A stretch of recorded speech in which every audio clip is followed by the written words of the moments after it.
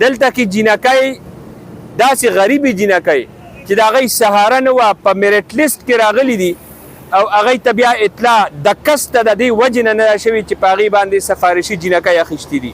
زه وزیر اعلی صاحب نه تپوس کوم، وزیر اعلی صاحب ستا دا عوامي جنډه ده، عوامي جنډه دا ده چې ته په غریب ولس باندې د تعلیم دروازه بند کړي. وزیر اعلی صاحب په جی ټي روډ باندې موجود دا کالج دا دې ټایم کې ستا د عوامي جنډې په مخ هم څپېړه ده او ستا د صوبایي حکومت هم په مخ څپېړه ده. که جرت یې درکې راشه دلته د دې کالج میرټ لیست وګوره، دلته ستا د انصاف ستا د میرټ لیست د هغې ټوکري ټوکري شوي دي او ستا عوامي جنډه هغه د ردی په ټوکری کې اچولې ده. مونږ خو ستړي شو چې وزیر اعلی صاحب به دا کار وکړي، چې وزیر اعلی صاحب یې نه کوي نو مونږ بیا ګورنر صاحب ته آواز کوو او ګورنر صاحب تاسو ته هم ریکویسټ کوو. السلام علیکم ګرانو کتونکو، زه یم تفهیم. ګرانو کتونکو، زه پبو کې د ګورنمنټ ګرلز ډګري کالج پبي د هغې مخې ته ولاړ یم.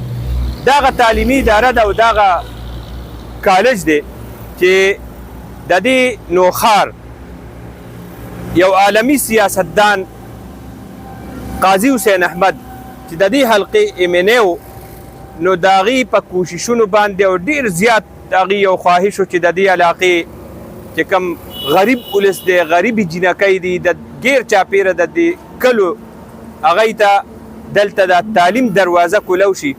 نو دې دپاره ډېر لوی کوششونه کړي دي او بیا یو وخت شو چې دا کالج سټارټ شو.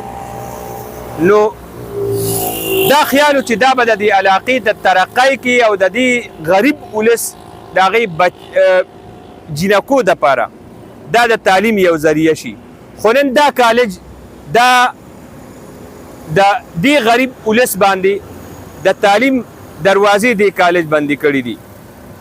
مونږ ته څه وخت نه د دې حوالې سره شکایات را رسېدل، خو مونږ به وی چې حقیقت به عوامي رای ده، د خفګان خبره به د تیرو څو وخت څو ورځو نه په دې باندې زموږ نظر دی چې دلته کې د ایم پی ای او ایم این ای سفارش باندې تعلیمي سهولت ورکړی کېږي.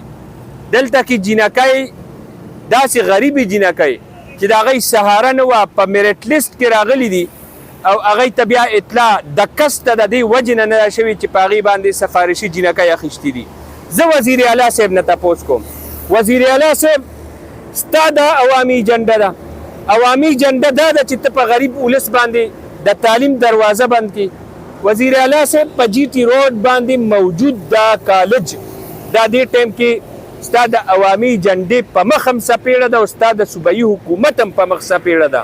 که جرت یې درکې راشه دلته د دې کالج میرټ لیست وګوره، دلته ستا د انصاف ستا د میرټ لیست د هغې ټوکري ټوکري شوي دي، هغې او ستا عوامي جنډه هغې د ردی په ټوکری کې اچولې ده. نو زه ګڼم چې حکومت له په دې باندې فوري اکشن پکار دی.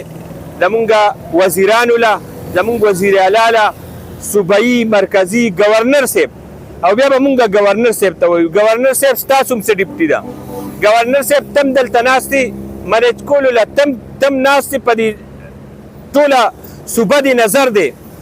مونږ خو ستړي شو چې وزیر اعلی صاحب به دا کار وکړي، چې وزیر اعلی صاحب یې نه کوي نو مونږ بیا ګورنر صاحب ته آواز کوو او ګورنر صاحب تاسو ته هم ریکویسټ کوو چې دې ټایم کې دې کالجونو دې ادارو کې د میرټ چې کوم قتل عام کېږي هغې تاریخ کې مثال نه میلاویږي.